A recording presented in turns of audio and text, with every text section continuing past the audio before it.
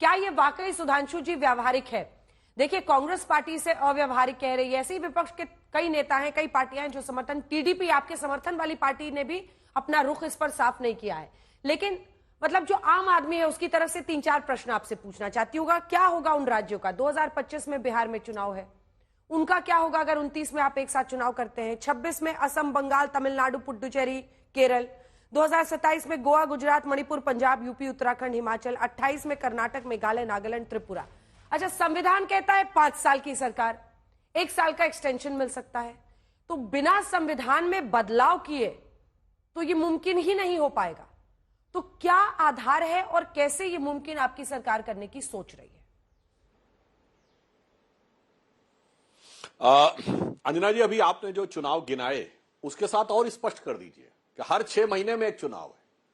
अभी चुनाव हुआ है लोकसभा का, हरियाणा और कश्मीर का चुनाव हो रहा है, 2 महीने के बाद महाराष्ट्र और झारखंड का चुनाव है, इसके 2-3 महीने के बाद दिल्ली का चुनाव है, उसके 6 महीने के बाद गुजरात का चुनाव है, फिर बिहार का चुनाव है। उसके बाद 2026 में तो शुरू में होगा बंगाल का चुनाव, असम का चुनाव तो सेकंड हाफ में होगा।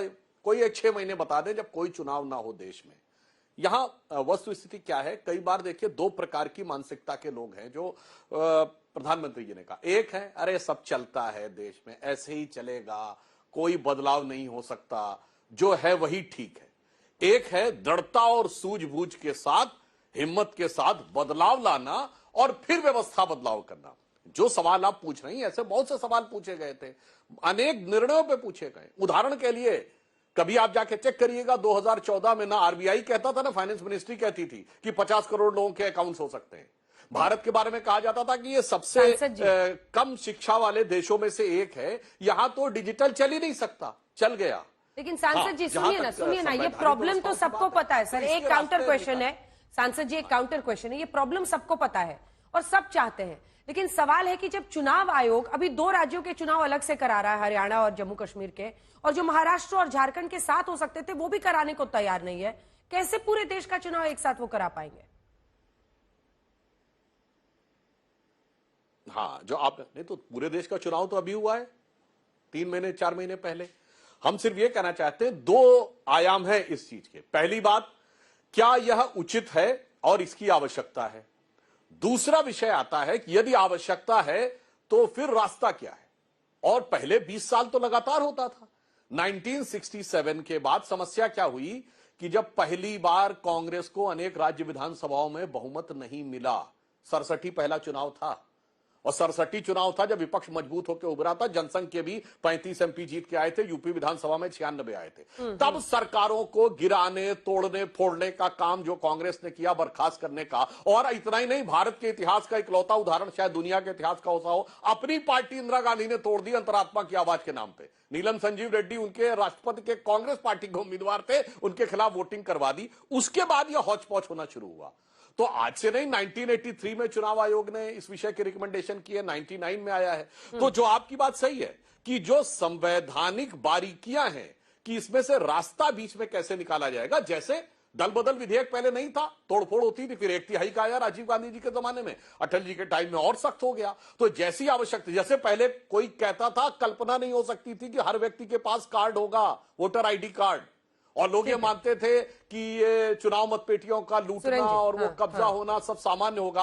आज आईडी कार्ड भी है, हर पोलिंग बूथ पे सीसीटीवी भी है। तो अगर इच्छा शक्ति है, दूरदृष्टि है, तो रास्ते निकल सकते हैं। बस मैंने कहा, अंततः यहां 2 ही लोग हैं। एक है कि सब चलता है, ऐसे ही चलेगा, कुछ नहीं बदलेगा, और एक है बदलेगा, रास्ता निकलेगा।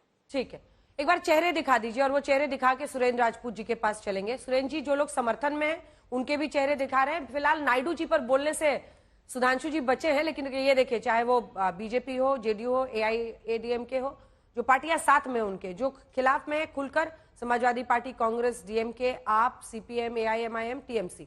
लेकिन ये इसमें नायडू जी की फोटो है, जो आपके लिए सुधांशु जी मुश्किल हो सकती है। और आपको 200 विधायक, जो 200 सांसद हैं विरोधी पार्टियों के, वो इसके खिलाफ हैं, जिसमें कांग्रेस पार्टी है, समाजवादी पार्टी, 200 उनके सांसद होते हैं। ऐसे में आपके लिए पास करा पाना इसको मुश्किल होगा। लेकिन सुरेंद्र जी, मेरा सवाल आज आपसे एकदम अलग होगा। दिल पे हाथ रख के बोलिए कि आप भी नहीं चाहते कि 1 नेशन 1 इलेक्शन हो। खत्म हो ये झंझट। हर 6 महीने 3 महीने पर सिर्फ चुनाव मशीनरी देश में चलती रहती है। दिल पे हाथ रख के बताइए, आप भी चाहते होंगे, हर व्यक्ति इस देश में चाहता होगा कि ये जो चुनावों की भेंट हमारी देश में सरकारें प्रशासन भिड़ी रहती हैं, नेता मंत्री सब भिड़े रहते हैं, वो खत्म हो, एक साथ चुनाव हो। अंजना जी नमस्कार और सारे को पैनलिस्ट को भी नमस्कार।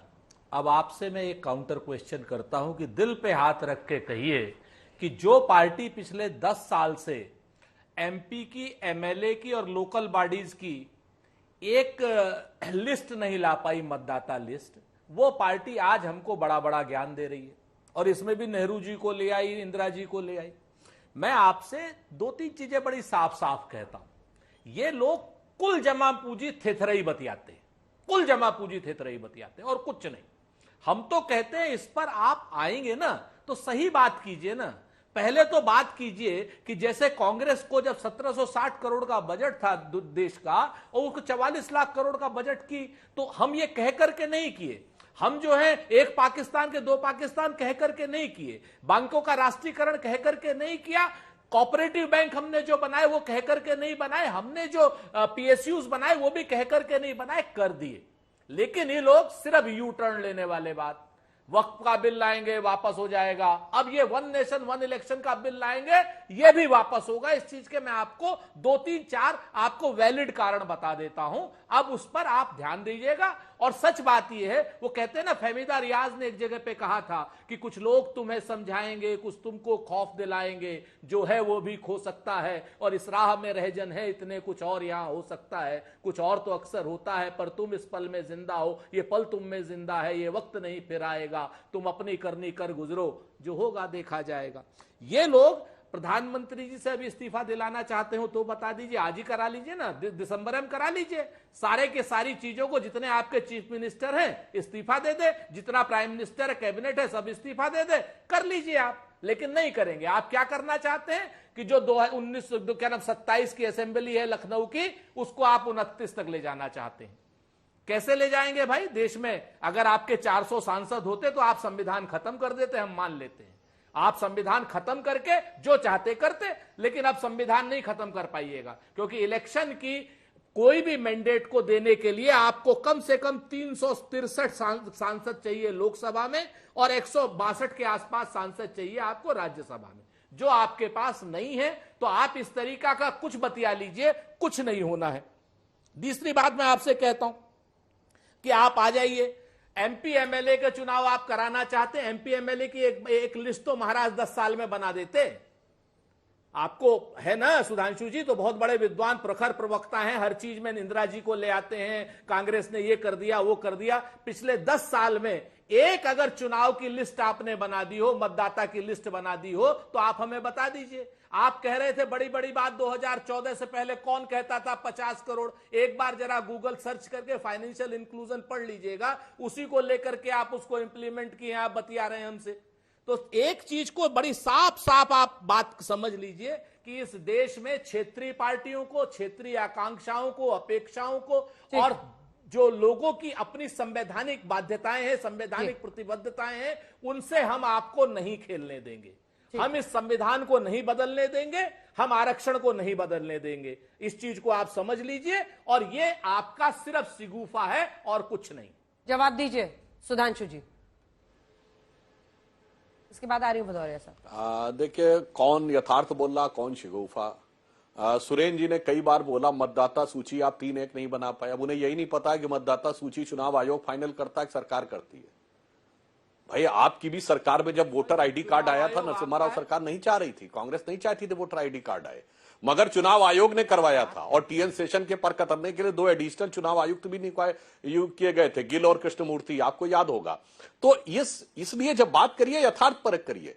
और सूची की जहां तक बात है, सारी व्यवस्थाएं पूरी तरीके से हो जाती हैं, और ये सारी की सारी चीजें, मैंने सिर्फ कहा ना कि यथार्थ क्या है। जो आपने क्षेत्रीय आवश्यकताओं की बात कही, यही तो मैं कह रहा हूं। 67 के बाद ही क्षेत्रीय दल बढ़ना शुरू हुए, जब कांग्रेस ने क्षेत्रीय आकांक्षाओं को सिर्फ इग्नोर करना नहीं, कुचलना शुरू किया और अपने क्षुद्र राजनीतिक स्वार्थ में। छोड़िए सर, नायडू बाबू नहीं मान रहे, उनको कैसे समझाइएगा? क्या ये यथार्थ नहीं? सुधांशु जी, इसलिए चंद्रबाबू नायडू जी नहीं मान रहे। अरे अभी तो अभी देखिए, हम बता रहे हैं अंजना जी, ये जो विषय है, ये विषय इसका नहीं है कि कोई बहुमत के आधार पर ही तय होगा। इसमें सबकी सहभागिता होगी, क्योंकि इसमें हर राजनीतिक दल का समान रूप से अधिकार है। जैसे चुनाव में हर मतदाता को अपना मत देने का अधिकार है, उसी प्रकार हर राजनीतिक दल की सहमति के साथ, उनके सुझावों के साथ काम होगा। जो अटल जी एक बात कहते थे कि लोकतंत्र की धड़कन है चुनाव, पर अगर धड़कन दिल की बहुत तेजी से आने लगे तो दिल का दौरा पड़ने का भी खतरा हो जाता है। इसलिए हमें यह भी देखना है कि दिल की धड़कन भी चलती रहे लोकतंत्र के पर्व की, और उसके साथ साथ स्वास्थ्य भी बेहतर बना रहे। और एक यह भी यथार्थ है कि आज दुनिया में जितने बड़े बड़े देश हैं, भारत जिस स्थिति में पहुंच रहा है, बहुत सारे लोग, या मैं दर्शकों के विवेक पे छोड़ता हूं, एक देश बताइए जिसमें, डेवलप कंट्रीज में, जिसमें इस ढंग से चुनाव होते हों कि हर 3-4 महीने में एक चुनाव होता रहता हो और केंद्र सरकार पे बंदिश लगी रहती हो कि आप कोई नीतिगत निर्णय नहीं ले सकते। बताइए। तो मुझे कभी कभी ये भी लगता है कि कुछ लोग एक तरफ हम पे आरोप लगाते थे कि बीजेपी इलेक्शन मशीन है। एक मिनट जी, पूरा कर लीजिए। मैं एक लाइन, लोग कहते थे बीजेपी इलेक्शन मशीन है तो ज्यादा चुनाव होने में तो हमें फायदा। आपके हिसाब से, आप लोग कहते थे साहब बीजेपी के पास कैडर ज्यादा है, उनके पास व्यवस्था ज्यादा है, उनके पास इलेक्शन लड़ने की स्ट्रेटजी ज्यादा है। तो हम तो एक प्रकार से अपने मजबूत विकेट को छोड़ रहे हैं। अब भाई 5 साल में एक बार लड़ेंगे, जिन पार्टियों के पास कैडर नहीं वो भी 5 साल में एक बार मोबिलाइज कर सकती हैं अपना कैडर। ठीक है, इस वक्त कुरैशी साहब भी हमारे साथ आ गए हैं, लेकिन आप 2 लाइन में सुरेंद्र जी इसका जवाब दे दीजिएगा। देखिए, 3-4 बातें हैं। एक तो कोड ऑफ कंडक्ट लग जाता है सरकारों पर, अधिकारियों की आप सोचिए कितने बड़े पैमाने पर सरकारी अधिकारियों की सबकी इलेक्शन ड्यूटी लग जाती है, पूरे कामकाज राज्यों में, स्टेट में रुक जाता है, बीच में यहां कहीं वहां, एक साथ होगा तो पूरे देश के लिए, सभी पार्टियों के लिए फायदेमंद नहीं होगा। बिल्कुल नहीं है। आप जब तक एक चीज जान लीजिए, पहली बात तो सुधांशु जी झूठ पे झूठ, झूठ पे पता नहीं क्या क्या बोलते रहते हैं। डेवलप्ड मुल्कों की बात कर रहे हैं। अरे सुधांशु जी, डेवलप्ड मुल्कों का जो पर कैपिटा इनकम है ना, हमारे यहां हमसे 100 गुना ज्यादा है। 75 साल लगेगा अमेरिका का पर कैपिटा इनकम आने में आज के हिसाब से, तब 75 साल बाद क्या आ जाएगा। दूसरी रही बात, अमेरिका में राष्ट्रपति का चुनाव होता है, लेकिन जो नीचे की स्टेट्स के और वो चुनाव है वो अपना अलग अलग होते हैं। आपको फेडरल सिस्टम आपको मालूम होगा, आप तो विद्वान प्रवक्ता हैं। मैं एक राज्य नहीं, मैं आपको एक देश नहीं, सैकड़ों देश गिना दूंगा डेवलप्ड मुल्कों में भी। सिर्फ आप चूंकि देश के सरकार, आपको मलोनी से ही मतलब होता है, पुतिन से ही मतलब होता है, इसके अलावा तो आपको मतलब होता नहीं राज्यों के चुनाव से। वहां से मैं आपको फिर से, आप जान लीजिए कि केरल की पर कैपिटल इनकम अलग, उत्तर प्रदेश की पर कैपिटल इनकम अलग। ये तो आप एक कर नहीं पा रहे हो। एक देश एक चुनाव की आप सिगुफे छोड़ रहे हो। एक बार जरा 1 नेशन 1 हेल्थ कर दीजिए, 1 नेशन में सबको समान शिक्षा का अधिकार कर दीजिए, पर कैपिटल इनकम सबकी एक कर दीजिए। निश्चित तौर पर दुनिया आपके साथ चलेगी तो हम क्यों नहीं चलेंगे। लेकिन आज की डेट में आप डिस्पैरिटी बढ़ा रहे हैं। आप चाहते हैं कि सिर्फ क्रॉनिक कैपिटलिस्टों के साथ में सारे के सारे राज्यों के संसाधन का कब्जा हो जाए, वो हम नहीं होने देंगे। डबल ए को हम आपसे फायदा नहीं होने देंगे, जैसा आपने छत्तीसगढ़ में किया। छोटा सा जवाब सुधांशु जी, क्योंकि आप दोनों का ये फुटबॉल मैच रह जाएगा, बाकी मेहमान भी हैं और कुरैशी साहब के पास जाना है। जी देखिए, सुरेन जी को बिना वजह व्यक्तिगत टिप्पणी करने की जरूरत नहीं। कौन सा तथ्य मैंने झूठ बोला है? आप झूठ पे झूठ, झूठ पे झूठ, मुझे बता जाइएगा कौन सा तथ्य मैंने झूठ बोला है, एक भी। और विषय से आप भाग रहे हैं। आप क्रोनिक कैपिटलिज्म भी ले आए, बीच में आरक्षण भी ले आए, पर कैपिटा इनकम भी ले आए। इसका मतलब आप विषय से भागने का प्रयास कर रहे हैं। और रही बात इसकी पर कैपिटा इनकम की, तो मैं दर्शकों से कहता हूं जाके चेक करिए, पर कैपिटा इनकम में दुनिया का सबसे हाईएस्ट, सबसे रिचेस्ट कंट्री कौन है? सिंगापुर। सिंगापुर की कोई बहुत इंपॉर्टेंस है क्या? अब पर कैपिटा इनकम में तो छोटे छोटे देश, कुवैत है, सिंगापुर है, ब्रुनोई है, वो होता है। महोदय, अर्थव्यवस्था की शक्ति और अर्थव्यवस्था की क्षमता के साथ तय किया जाता है। आप भागे इलेक्शन के विषय को पर कैपिटा पे ले आए, और क्रोनिक कैपिटलिज्म आपके जमाने में हुआ। सरकार लाइसेंस देती थी कि यह उद्योग चलेगा या नहीं चलेगा। बताइए, पॉलिएस्टर रियॉन का एक्सक्लूसिव लाइसेंस एक ही कंपनी को दिया था कि नहीं? कि बनाएगी भी वही, बेचेगी भी वही, विदेश में भी वही बेचेगी, कोई दूसरा बनाएगा तो भी वो टैक्स देगी। गजब का क्रोनिक कैपिटलिज्म।